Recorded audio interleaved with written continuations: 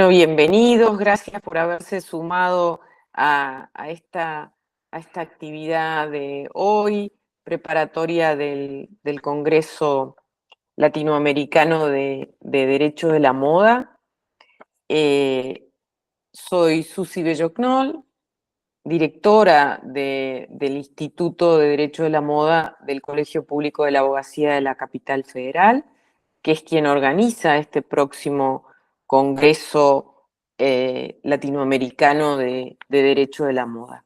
En esta conferencia preparatoria que coincide con la reunión mensual de los miembros del instituto, a quienes veo aquí y doy la bienvenida y aprovecho para desearle feliz cumpleaños al doctor Martín Caselli, miembro del instituto.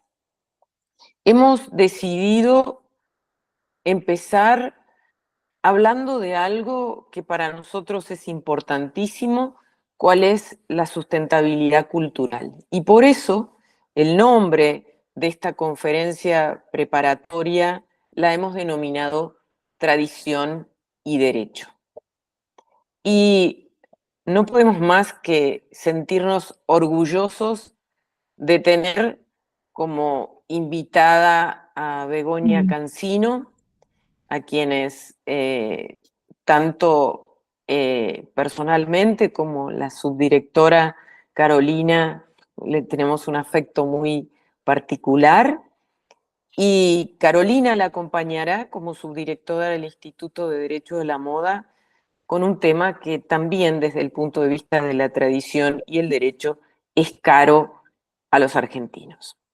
Entonces, Begoña Cancino, les cuento que es una distinguida abogada mexicana en propiedad intelectual, que es gestora del patrimonio cultural y es pionera del derecho de la moda en México, con una formación académica respaldada por instituciones como la Universidad de Buenos Aires en Argentina, Salamanca en España, Fordham y Yale en Estados Unidos y el Politécnico de Milán, siempre con esta orientación de propiedad intelectual y derecho de la moda. En su trayectoria, además de 25 años de profesión, ha representado a clientes tanto mexicanos como extranjeros en litigios de propiedad intelectual y ha intervenido en algunas de las fusiones y adquisiciones más emblemáticas de México y ahora dando su experiencia desde su firma boutique, añadiendo un enfoque estratégico que integra tanto los aspectos culturales como las tendencias legales globales para atender a la industria, las prácticas de responsabilidad social empresaria, y es conferencista tanto en foros de su propio país como a nivel internacional, organizados por el Ministerio de Cultura mexicano, por Indautor, AMPI, OMPI, ACIPI, USPO y otras instituciones no gubernamentales y algunas universidades. Es autora de varios artículos, hemos disfrutado de ella en el suplemento de Imagen y Derecho de la Moda del Dial, que apoya este congreso que estamos organizando para el 22 y 23 de enero, donde seguramente estarán todos ustedes y los esperamos junto a todos los miembros del instituto.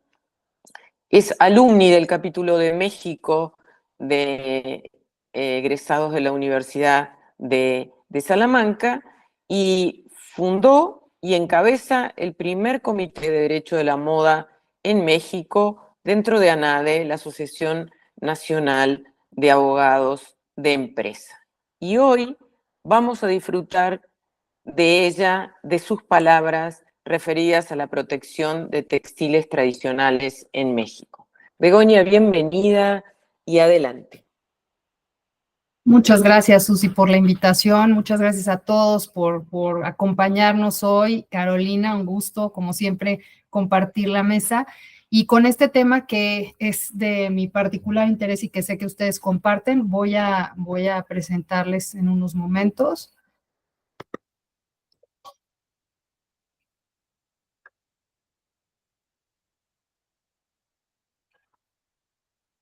Todo bien, ¿correcto? Sí, se ve perfecto. Sí, lo vemos perfecto. Muchas gracias. Pues bueno, hoy vamos a hablar de este tema que conjuga tradición y derecho, que para mí es algo sumamente importante. El derecho no se puede concebir si no toma en cuenta las tradiciones. Hay incluso tradiciones de derecho, pero la que se refiere a la protección de los textiles tradicionales y sobre todo en México, pues es muy interesante y ahora les voy a compartir una parte de ello. Ya hemos escuchado mucho en que el tema de la moda refleja la visión, la expresión de la identidad de quienes importan. Y no es una excepción cuando se trata de comunidades originarias. En México es un tema de relevancia porque, como pueden ver en este mapa, todo lo que está en color rojo está poblado por comunidades originarias y afromexicanas. De una población de 126 millones de habitantes, el 19.4%, alrededor de unos 24 millones de habitantes, se autoadscriben como miembros de comunidades indígenas, distribuidos en 68 pueblos con sus respectivas lenguas y 320 y tantas variantes de las mismas, lo que ya se imaginarán que hace de México un país pluricultural y sumamente diverso, pero además con una complejidad mayúscula en términos de intercambio, comunicación, protección cultural y demás. De la población se estima que un 51.4% son mujeres y el resto son hombres. Este factor es importante, sobre todo en términos de moda, porque cuando se trata de textiles tradicionales, por lo general, y seguramente lo compartirán con algunas comunidades de su país, las mujeres encabezan las actividades de manufactura e incluso de cuidado de animales, de donde toman las fibras para poder confeccionar las prendas. ¿Qué pasó en México? ¿Qué ha sucedido con esta diversidad? Bueno, pues no habría de extrañarnos que hubieran problemas, ¿no? Y bueno, la mirada eurocentrista de la moda que ha incorporado textiles ya tradicionales en sus colecciones como pues un hábito ya de unos años para acá, ha traído consecuencias en varios países y México sí se ha pronunciado al respecto, aún sin tener una legislación firme en ese sentido. Todo empezó alrededor de 1998, no me voy a ir tan atrás, en donde surge la Ley Federal del Derecho de Autor, 1996-1998, y en donde se establece una referencia única sobre temas de expresiones culturales tradicionales que engloban a y se menciona que son de libre uso. Obviamente, a partir de ese momento se crearon dos confusiones. La primera, que el tema del patrimonio cultural y que incluye a la vestimenta y otro tipo de expresiones es un tema de propiedad intelectual, lo cual no es correcto. Y la otra, que es de libre uso para quienes estén interesados. Y entonces eso hizo que se empezaran a incorporar estos elementos sin que hubieran consecuencias legales. Quiero destacar la importancia identitaria que tiene la moda, por decirlo así, mejor me refiero a los textiles de comunidades originarias, porque al final para ellos es un elemento de identificación, para poder reconocer a miembros de sus propias comunidades, para poder tener cohesión al interior de ellas. Se transmiten esos saberes de generación en generación, constituyen rituales incluso, y algunas prendas son utilizadas solamente para efectos ceremoniales. Y bueno, pues generan una importancia en el tejido social de esas comunidades y conforman sus costumbres y sus tradiciones.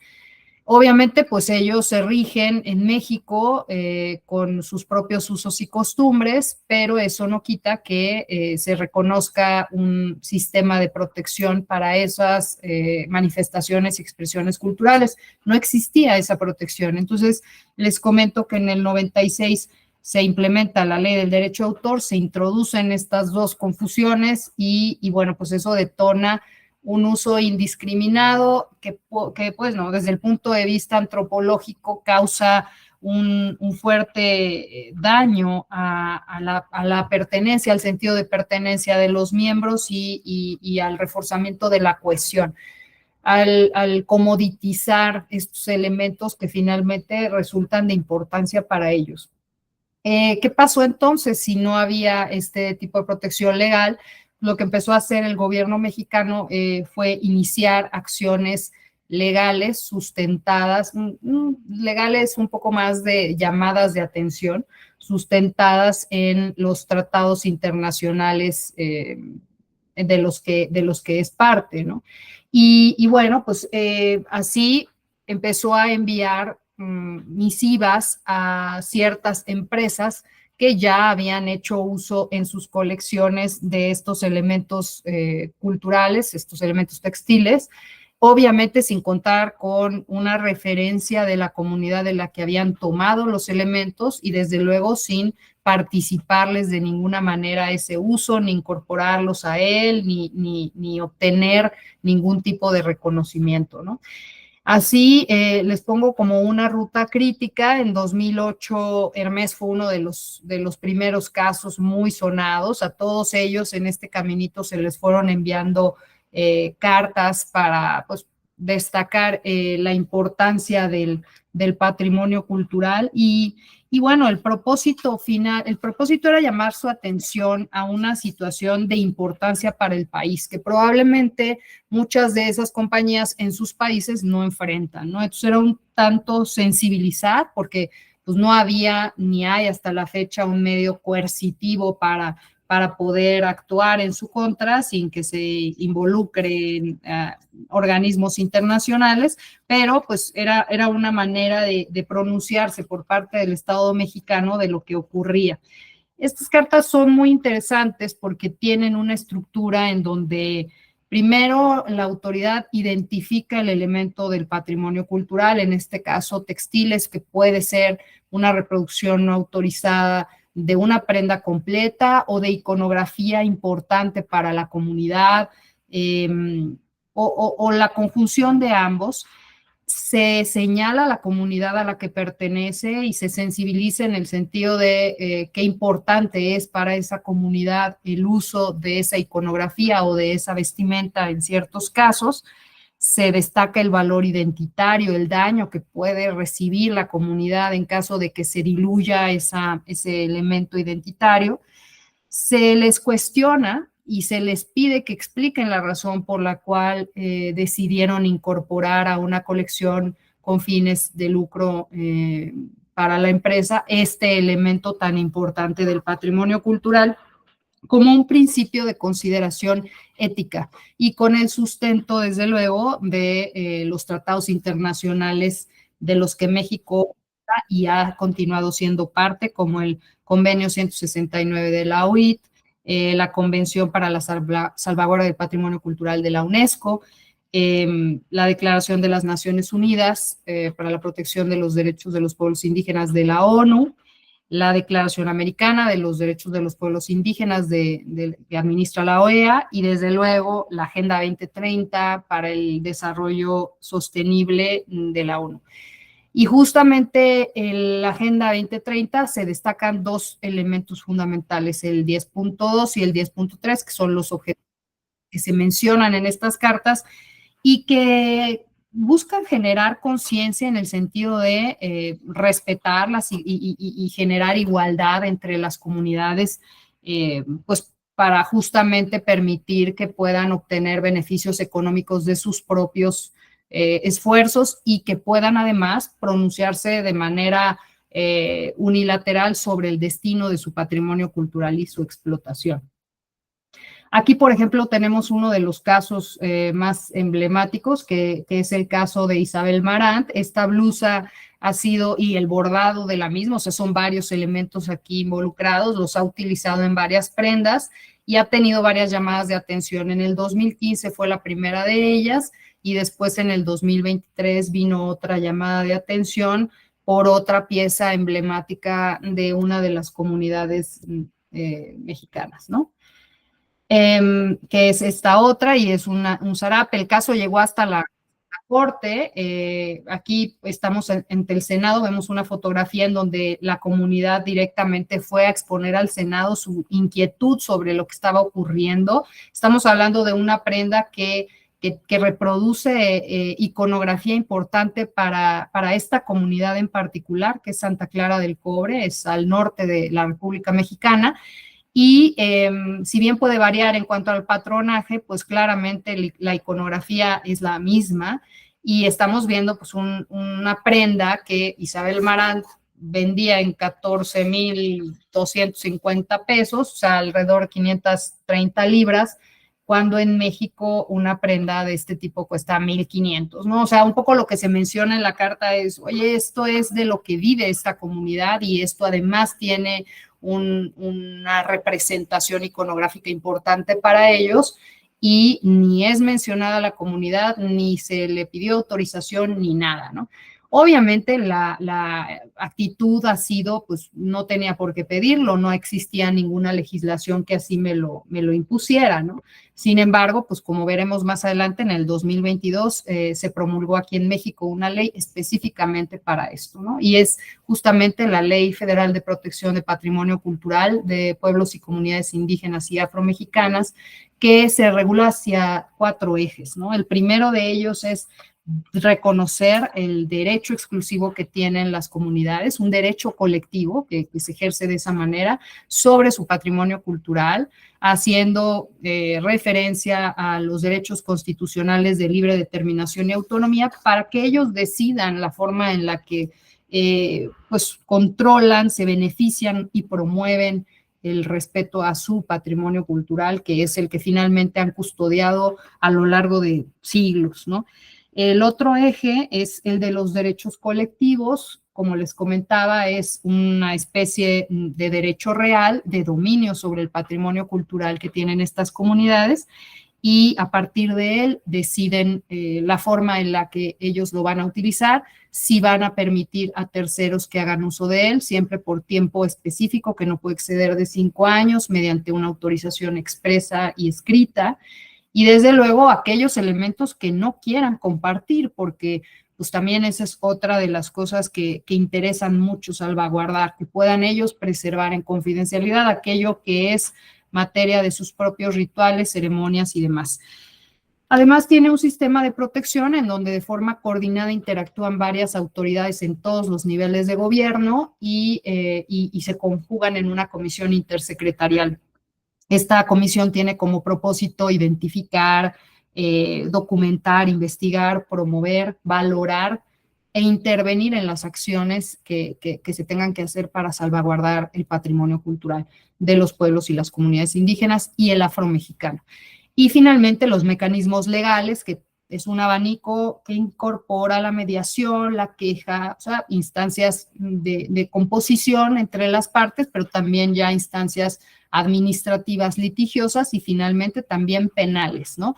La instancia penal, los delitos se sancionan con un máximo de 4.5 millones de pesos, alrededor de $2, o sea que son multas importantes que desde luego que anteriormente no existían y ha ocasionado un cambio de mentalidad o exige un cambio de mentalidad para toda la comunidad mexicana atender a esto y bueno, finalmente es una ley que ya está vigente y surtiendo efectos legales, ¿no? Perdón, pero aquí me voy a dejar de compartir un poco. Algo pasa acá con esta. Pero bueno, continúo con la presentación. Déjenme nada más, traigo otra aquí porque tenemos unos problemas para abrirla desde PowerPoint, pero voy a ver si puedo lograrlo. Y a ver, tú me dices, Susi. Bueno, aunque la veamos pequeña como hicimos en la prueba, creo que está bien, porque podemos verlo, Begoña. Así que si quieres por PowerPoint está bien. Perfecto. Sí, porque habían unos slides importantes que no estábamos, ahí está. Sí va a salir un poco pequeña, pero bueno. Pero la vemos bien, la vemos bien. Perfecto. Bueno, allí? pues aquí un caso importante que ha sonado mucho fue el de Dior en 2024. Bueno, la colección Crucero de 2024 se Ujú. publicitó aquí justamente en México en 2023 y justamente desfiló en esa colección una pieza que es endémica de una comunidad en el sureste de México, que es justamente la que utilizan los hombres en su día a día como una especie de chaleco sobre la ropa que tienen. Y bueno, lo que sucedió es que esta prenda desfiló como si fuera parte de la creatividad de la directora de la compañía, de la casa de costura, ¿no?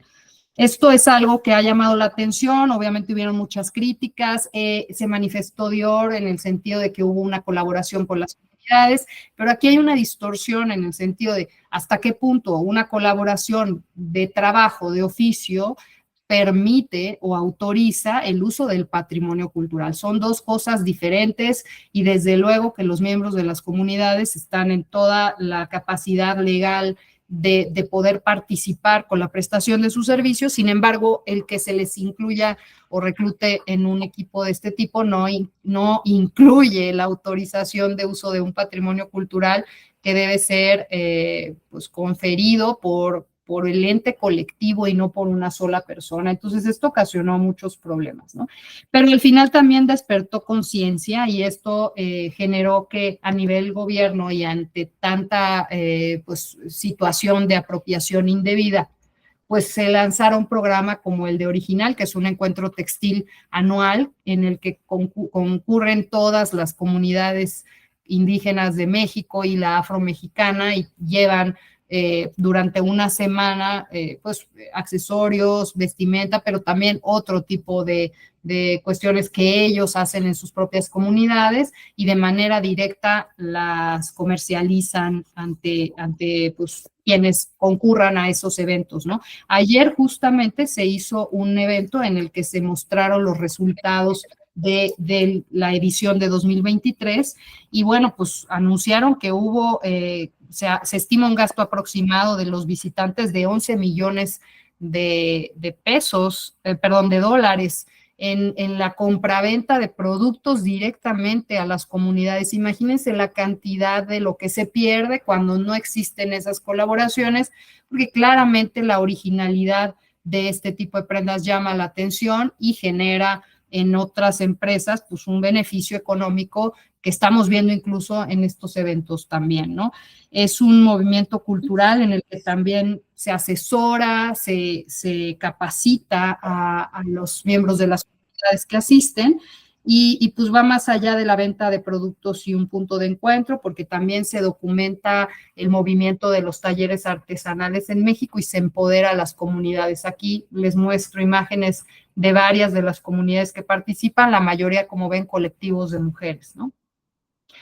Y bueno, pues, ¿qué es lo que sucede ahora que ya hay una legislación en donde incluso la inspiración no es una excepción para que se pueda considerar que alguien está incurriendo en una infracción o en un delito de apropiación indebida? Pues bueno, pues se ha pasado de la inspiración al washing. Lo que nosotros hemos visto en la práctica como abogados es que ya no se dice o ya no se utiliza tanto el elemento del patrimonio cultural abiertamente, como ocurrió en el caso de Dior, sino que ahora es mucho más frecuente que se diga que hay miembros de comunidades trabajando conjuntamente con la empresa para un producto y que ese saber ancestral está inmerso en el producto, lo cual también tiene algo de apropiación indebida porque no todo tipo de trabajo, como les digo, que hagan miembros de la comunidad entraña una autorización de uso del patrimonio cultural, sino también pues este tema de washing, de lavado, ¿no? Como lo han llamado brown washing, que es también feo el nombre, ¿no? Pero al final estas pues metodologías de mercadotecnia por las cuales se intenta pues hacer ver algo como si estuviera vinculado a una autorización comunitaria cuando no lo está. Y esto, desde luego, pues lleva a una convergencia interesante desde el punto de vista legal entre las acciones que prevé la Ley de Patrimonio Cultural y las acciones publicitarias y de consumo que ya prevén nuestras leyes en contra de estas prácticas de washing, ¿no? Eso es, básicamente, aquí les pongo el ejemplo justamente con el último jersey de la selección mexicana, que, bueno, no tuvo un resultado, no voy a hablar de eso, ¿no?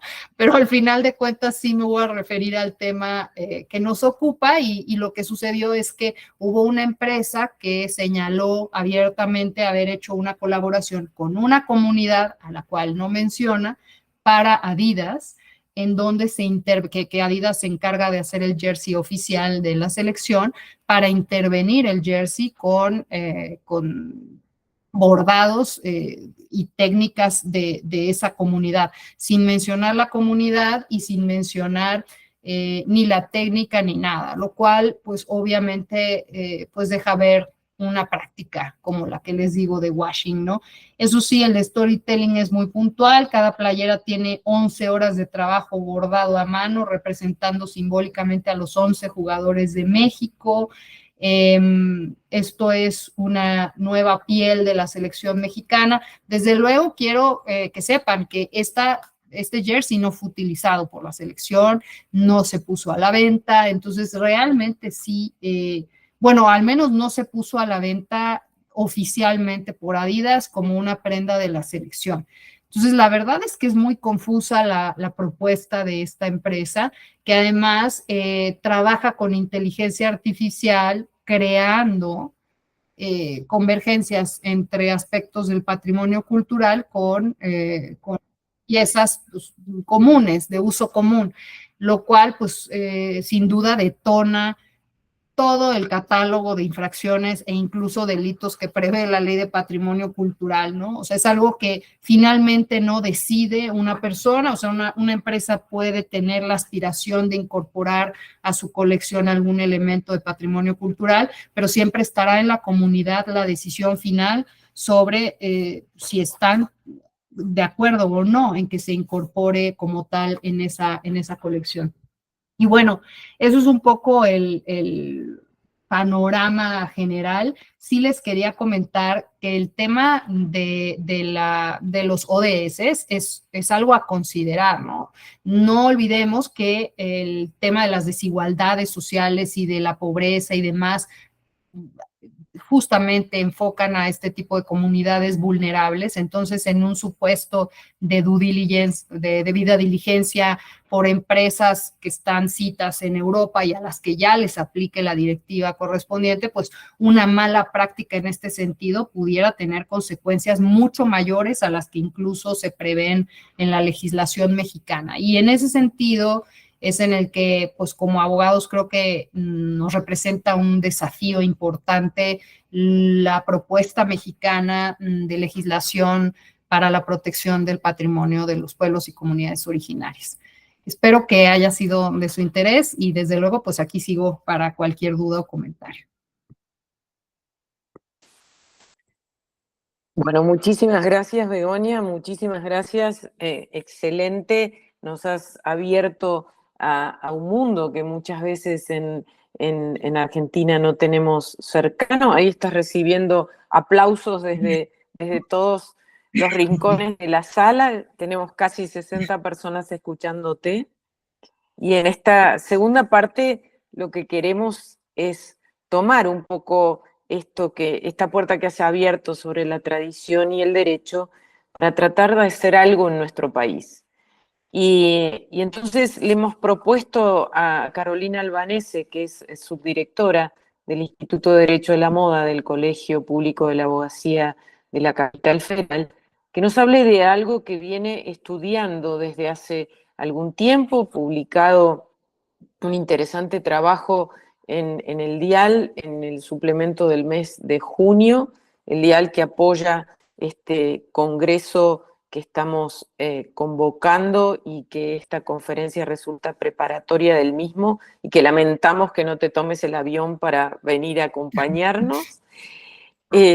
Carolina es abogada, máster en Derecho del Consumo por la Universidad de Valencia en España, especialista en Fashion Law por el Fashion Law Institute de Fordham University en New York, es certificada en conocimientos y expresiones tradicionales por OMPI, es profesora e investigadora en UADE, en UDESA y en USAL, dirige el programa ejecutivo de Fashion Law en la Universidad Torcuato Di Tella, que también apoya este Congreso Latinoamericano de Derecho de la Moda.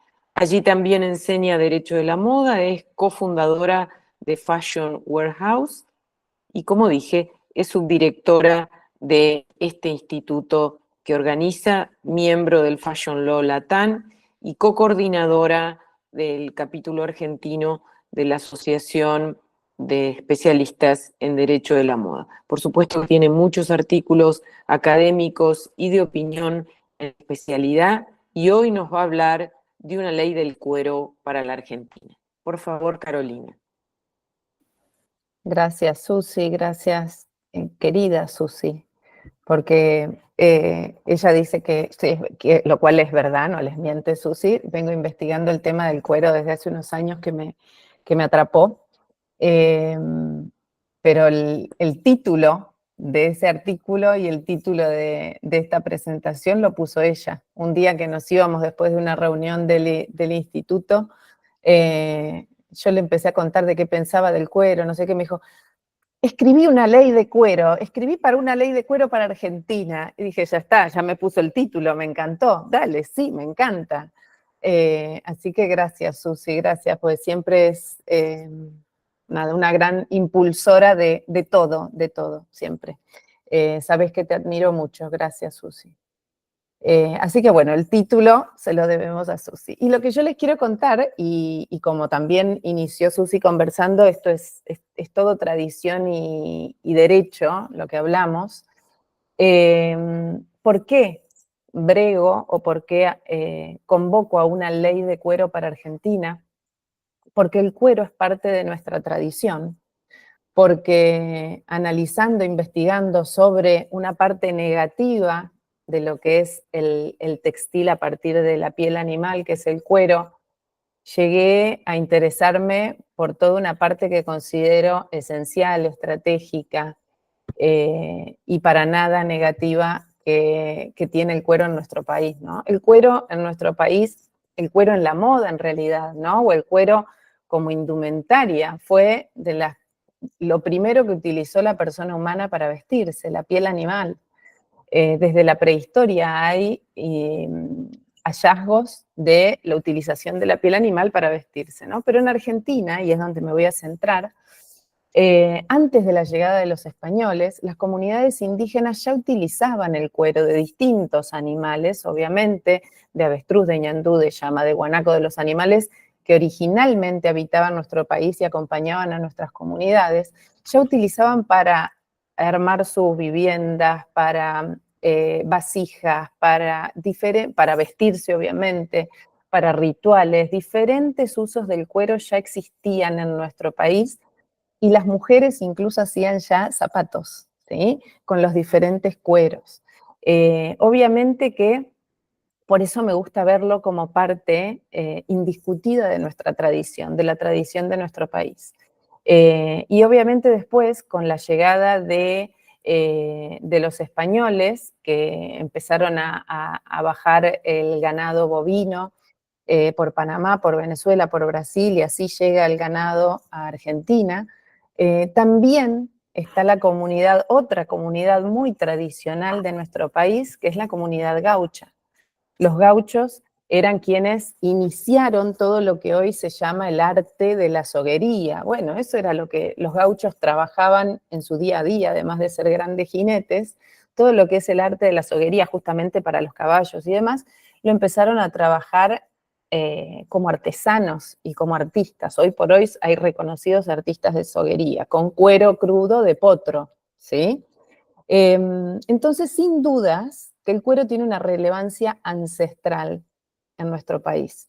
La utilización del cuero, el trabajo y la forma en la que se trabaja el cuero.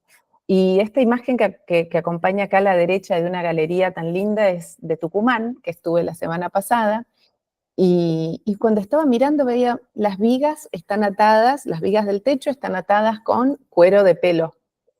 Los muebles están hechos con tiento, con cuero crudo.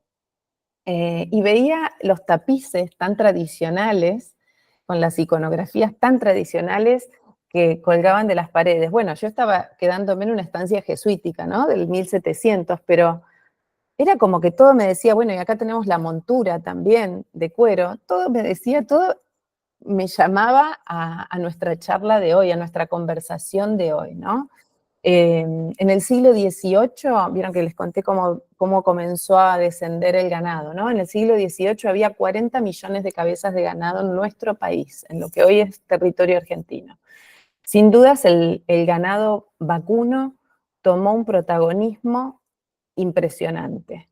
Sin dudas, el ganado vacuno empezó a ser utilizado, obviamente, desde la industria cárnica, desde la industria láctea.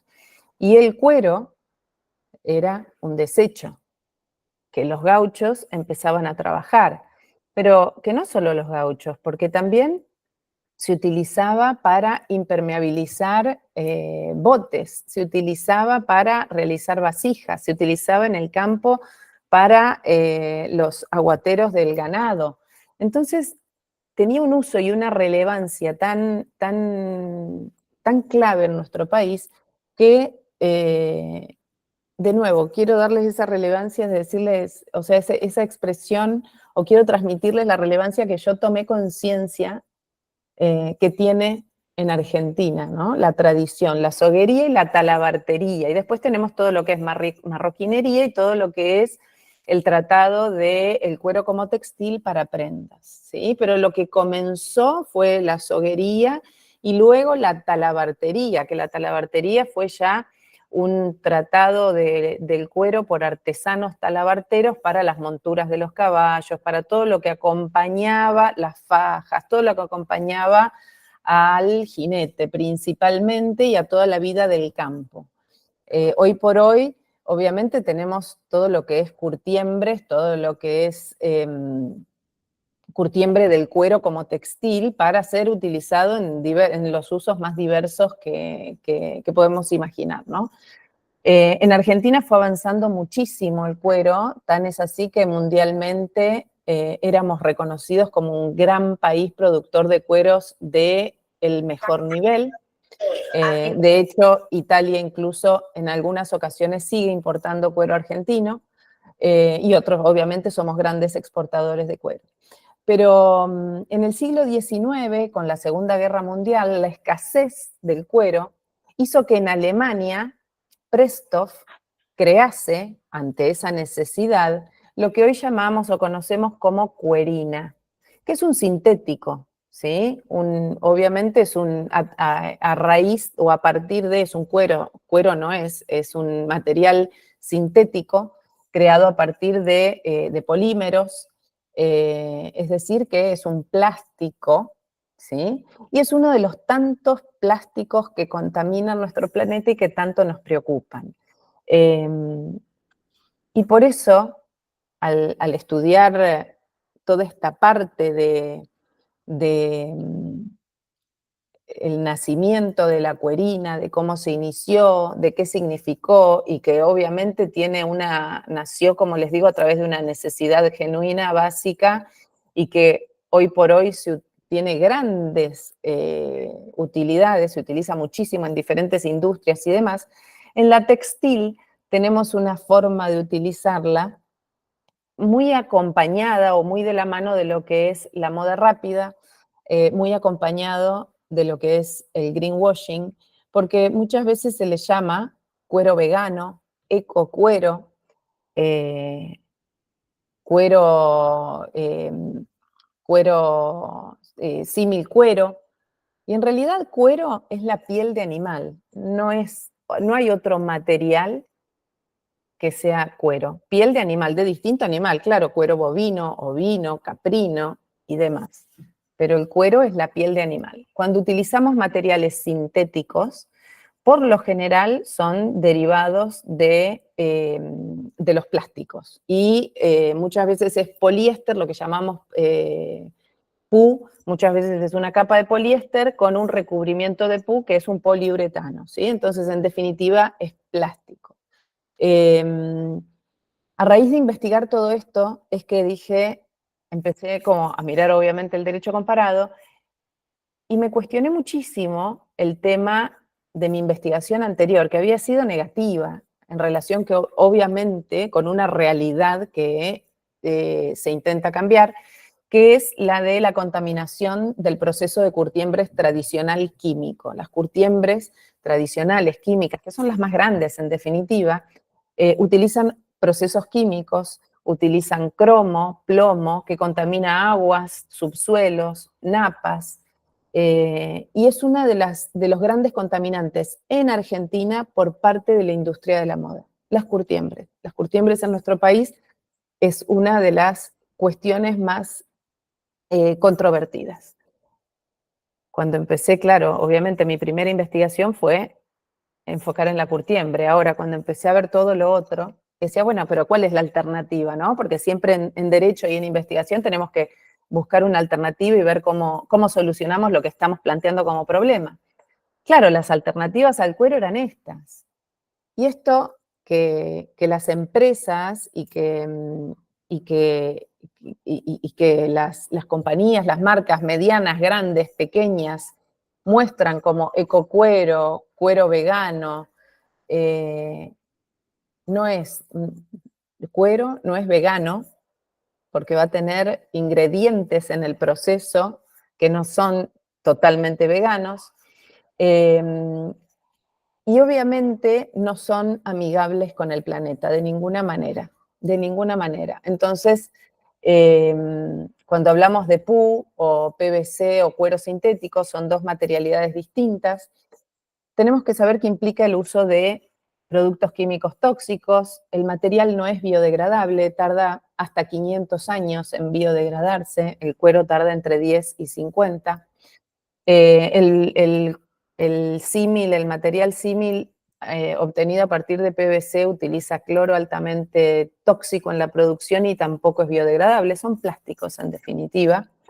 Y obviamente entiendo que quienes utilizan las palabras ecocuero, cuerito, cuero vegano, están haciendo un greenwashing terrible y están engañando al consumidor. Y en definitiva, en cuanto a la industria del cuero, como una industria nacional que debe ser protegida o al menos respetada, están también realizando prácticas desleales en cuanto a competencia, ya que están engañando al consumidor vendiendo algo que no es. Y hay realidades que tenemos del cuero vacuno, ¿no? En nuestro país el cuero vacuno es un descarte de la industria cárnica y láctea, de manera como destino final, ¿no? El proceso tradicional de curtiembre, que es con el que yo me enojé, entre comillas, cuando lo investigué, es altamente contaminante de aguas y suelos. El INTI tiene un proyecto con la misma viruta que se raspa el cuero al principio, en el primer momento del proceso de curtiembre, están viendo cómo pueden esa misma viruta absorber del agua los mayores contaminantes, están con muchos proyectos. Tienen muchas bondades en relación con los materiales sintéticos. Tiene mayor durabilidad, obviamente, mayor resistencia, es un excelente aislante, es biodegradable y acá tenemos muchísimas cuestiones por hablar en cuanto a la biodegradabilidad, porque si el proceso de curtiembre fue realizado con químicos tóxicos, se va a biodegradar, pero el suelo, en definitiva, ese desecho lo va a terminar contaminando. Y después también tenemos que tener los avíos, si tiene cierres, botones, herrajes y demás. Bueno, al biodegradarse eso queda. Son todas cuestiones que se ven en el detalle fino, ¿no? Los tintes vegetales, cuando compro un cuero teñido con proceso de curtiembre y de teñido vegetal, no va a ser nada contaminante, se va a biodegradar y no va a contaminar ningún suelo. Después tenemos otros procesos que están avanzando muchísimo. Uno es la zeología, que es el proceso de curtiembre a partir de la zeolita mineral, que incluso no solo es biodegradable, sino que también es compostable. eso es la diferencia entre biodegradable y compostable, es que lo que es compostable, cuando termina en el suelo, lo alimenta, ¿sí? Tiene materiales y tiene compuestos que alimentan la calidad y mejoran, enriquecen los suelos.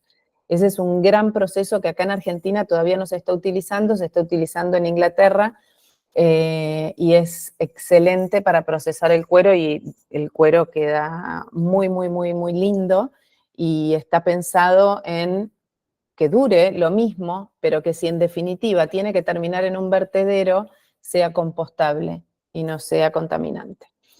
Y obviamente para mí otra cuestión en Argentina es que el cuero es un producto que hace a nuestra tradición, a nuestro ADN y a nuestra industria nacional y a nuestra economía. Y me puse muy contenta cuando encontré que el INTI sacó una certificación de producto con cuero legítimo, y podemos hacer esa certificación si trabajamos o asesoramos con a empresas que trabajan con cuero, para sumar esa certificación que ahora da el INTI sobre los productos que tienen 80% o más de cuero legítimo. Siempre el tema de certificaciones y sellados, cuando vienen obviamente de autoridades como el INTI, suman a nuestro producto. Tengámoslo en cuenta, porque después si lo queremos exportar, un certificado de origen, es mucho más fácil cuando ya tiene esas certificaciones y sellados.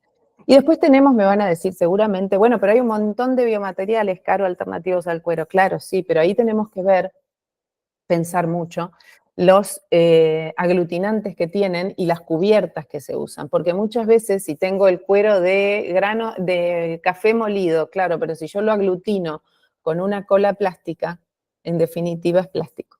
Si yo hago una cubierta de PU o de cualquier aglutinante o de cualquier cuestión que sea plástica, el biomaterial que hice con café se transforma o queda en definitiva siendo un plástico. Entonces, cuando hablamos de alternativas al cuero, pensemos siempre e informemos que sean alternativas realmente biodegradables y bueno, compostables es como genial, ¿no? Pero que sean alternativas realmente biodegradables.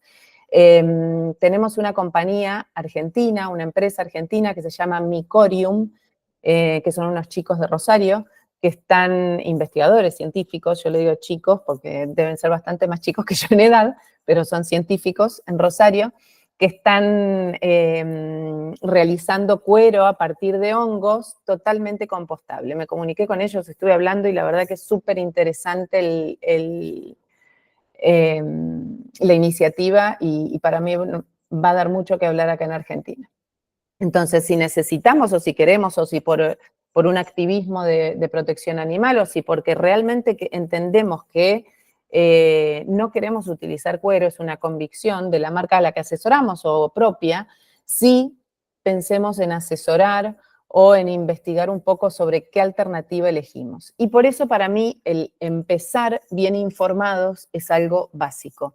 Y por eso es que esta presentación y el artículo se llama Una ley de cuero para Argentina, y obviamente no soy una gran innovadora ni inventé la rueda, porque esta legislación que propongo que surge en nuestro país ya tiene interesantes antecedentes. El primero es en Brasil, la ley 4.888 del año 65, por la que nadie puede decirle cuero a lo que no es piel animal. Lo que no está fabricado con piel animal no lo podemos publicitar, comercializar, exportar como cuero de ninguna manera, y las penas son incautación y multas. Y hoy por hoy Brasil, aunque es una ley del año 65, que durante mucho tiempo estaba, entre comillas, dormido, y por hoy están muy activos en ese sentido y están protegiendo mucho su industria del cuero, que en los últimos 35 años avanzó y no sé si no es el principal exportador de cuero del mundo. Portugal en el 2022 sacó un decreto ley por el cual no se puede comercializar, mencionar, etiquetar la palabra cuero en lo que no proviene de piel animal. España desde el año 1984 lo tiene. Italia tiene desde el 2020, le costó muchísimo, desde el año 2020 tiene el decreto ley que también prohíbe llamarle cuero a lo que no proviene de piel animal. Después prohibió ahora hace muy poco todo lo que es granjas de peletería, bueno, pero eso es tema de otra conversación. ¿Cómo le llamamos entonces? Porque tengo marcas clientes que me dicen, Caro, yo te reentiendo y pienso, pero ¿cómo le llamo si no le llamo ecocuero? PU, que es la realidad. Poliéster, que es la realidad. Cuerina, si quieren decirle, pero la composición no es ecocuero, cuero vegano, cuerito entre comillas, piel. Las cosas las tenemos que llamar por su nombre. ¿Por qué le tenemos que llamar las cosas por su nombre? Por respeto al consumidor, porque merece que su derecho más básico, que es el derecho a la información, sea respetado, porque a partir de tener información detallada, veraz, cierta, completa, puedo elegir en libertad. Porque con el mercado no distorsiona la competencia. Si la información es real, la competencia es leal.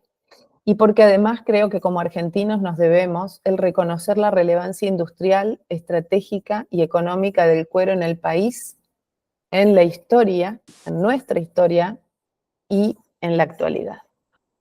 Espero que les haya interesado. Muchísimas gracias por el tiempo. Bueno, excelente, Carolina, excelente. Felicitaciones, ahí estás recibiendo aplausos de todos los rincones. Gracias. Y bueno, esta conferencia preparatoria de tradición y derecho con estas dos mujeres increíbles, uniendo además el continente desde México hasta el sur más sur, ha querido mostrarles la importancia de este vínculo de la tradición con el derecho y ser una pequeña puerta que abre el Congreso de Latinoamérica para que entre ustedes y nosotros pensemos algo que sea en particular beneficioso para Latinoamérica, para que unamos los esfuerzos desde cada uno de los países.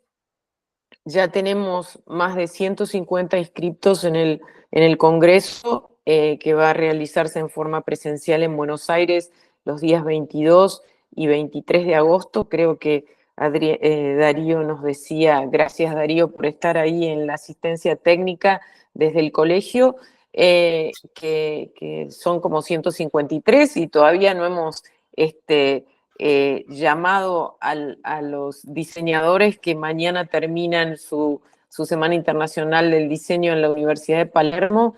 Verán ustedes allí que hay una diversidad muy importante de ponentes, así que los invitamos. Y si hay alguna pregunta, todavía tenemos algunos minutos, las pueden hacer en el chat si quieren. O también Begoña o Carolina, si quieren agregar algo.